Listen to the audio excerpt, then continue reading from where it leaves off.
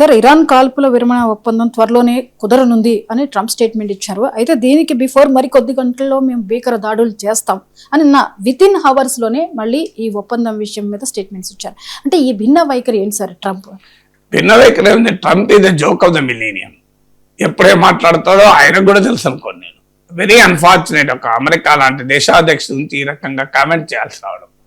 ఎందుకంటే మీరు అన్నట్లు ఒక రెండు మూడు గంటల వ్యవధిలోనే, ఎక్కువ కూడా కాదు టైం, భయంకరమైన దాడులు, భీకర దాడులు, కార్గ్ ఐలాండ్ ను ఆక్రమించేసుకుంటాం అంటూ స్టేట్మెంట్ ఇచ్చారు. నేను నిన్న దానిపైన మాట్లాడాను, వీడియో ఇవాళ ఉదయం పోస్ట్ చేశాను. మా వాళ్ళు అన్నారు, సార్ ఇట్లా భయంకర దాడులు, ట్రంప్ హెచ్చరిక అని తమ్ముళ్ళు పెడదాం అంటే వద్దయ్యా, ఆయన ఒక గంట 2 గంటలలో మళ్ళీ నీరుగాడతాడు.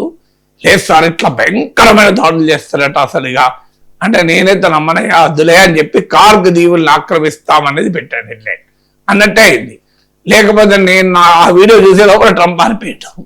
సో ట్రంప్ భీకర దాడులు అని చెప్పి మాట్లాడి వెంటనే విత్ ఇన్ 2 hours 3 hours అయిపోయింది, గ్రేట్ సెటిల్మెంట్, ఒప్పందం కుదిరింది, డీల్ కుదిరింది, యూరోప్ లో సంతకాలు, 3-4 రోజుల్లో మీకు మంచి ముచ్చట చెప్తా అని మళ్ళీ వచ్చాడు. ఏంటి అసలు ఇది? ఇలా బిహేవ్ ఇతర బాలానందంలో కూడా ఇంత చైల్డిష్గా బిహేవ్ చేసేవారు కాదు. చిల్డ్రన్స్ ప్రోగ్రాలు కూడా చేయరు. సో చిల్డ్రన్స్ ప్రోగ్రాలు కూడా చేయరు. ఏంటి అసలు ఇది? అదే ఒక పికబు ఆడతారు పిల్లలతోని, ఇట్లా మేము మనోరాలతో ఆడతాం, ఒకసారి బ్లాంకెట్ ఇలా చెద్దరు కప్పుకొని తాత ఏడి అంటే ఒక్కసారి తీసి హలో నేనున్నా అంట అట్లా ఆడుతున్నట్టు ట్రంప్. ఒకసారి భీకర దాడులు అంటాడు, ఒకటేసారి అయిపోయింది గ్రేట్ సెటిల్మెంట్ అంటాడు. ఏమన్నా అర్థం ఉందా అసలు? ఏమన్నా ఒక దేశ ప్రెసిడెంట్ గారు ఇచ్చే తీరాది. అందువల్ల అది అయితే ఇది స్వభావ ప్రాబ్లమే కాదు. ఇందులో ఇక్కడ వరకు మీరు వింటే ఏమనుకుంటారంటే ఏదో ట్రంప్ స్వభావం కాదు. అది ట్రంప్ స్వభావం డెఫినెట్ గా ఉంది, కానీ దానికి అదనంగా ఉన్న పాయింట్ ఏంటంటే Trump is not ready for war with Iran.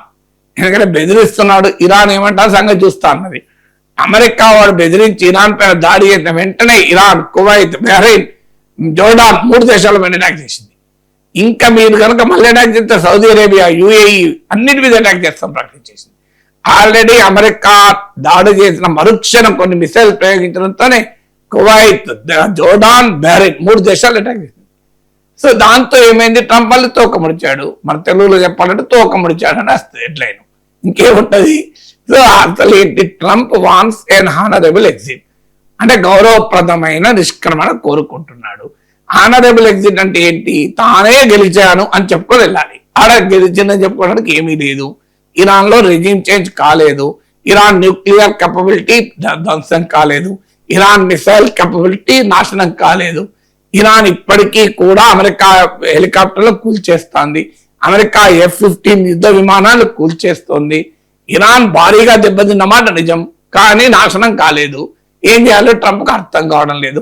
ఆ స్టేట్ ఆఫ్ హార్మూజ్ అలాగే మూతబడి ఉంది, దాన్ని తెరిచే ప్రసక్తే లేదంటున్నాడు. నావెల్ బ్లాక్ అయినా ఇరాన్ భయపడతలేదు. ఏం చేయాలి? అందువల్ల ఒక వాతావరణం క్రియేట్ చేసి ఏమంటున్నాడు చూడు, భీకర దాడులు చేస్తా, భయంకర దాడులు చేస్తా, కార్గిల్ని ఆక్రమిస్తా అని నేను బెదిరించడంతోనే గజ గజ గజ శరణు అనుకుంటే ఇరాన్ వచ్చేసింది. అందుకే ఒప్పందం కుదురుతుంది, యూరోప్ లో సంతకాలు పెడుతున్నా అంటున్నాడు. అందువల్ల ఇది సింప్లీ పోస్చరింగ్, అమెరికా ప్రజల కొరకు తానే గెలిచాడని చెప్పుకునేటువంటి ఒక వీక్ ప్రయత్నం అది. అందువల్ల is not ready for war. ఏదో రకంగా కారణం చెప్పి యుద్ధాన్ని తొందరగా ముగించి సో ఇంతే సంగతులు అందామని రెడీగా ఉన్నారు. ఆ అవకాశం కూడా ఇరాన్ ఇవ్వకపోవడం వల్ల ఈ రకమైన 2 గంటల్లో 3 రకాలుగా మాట్లాడుతున్నారు.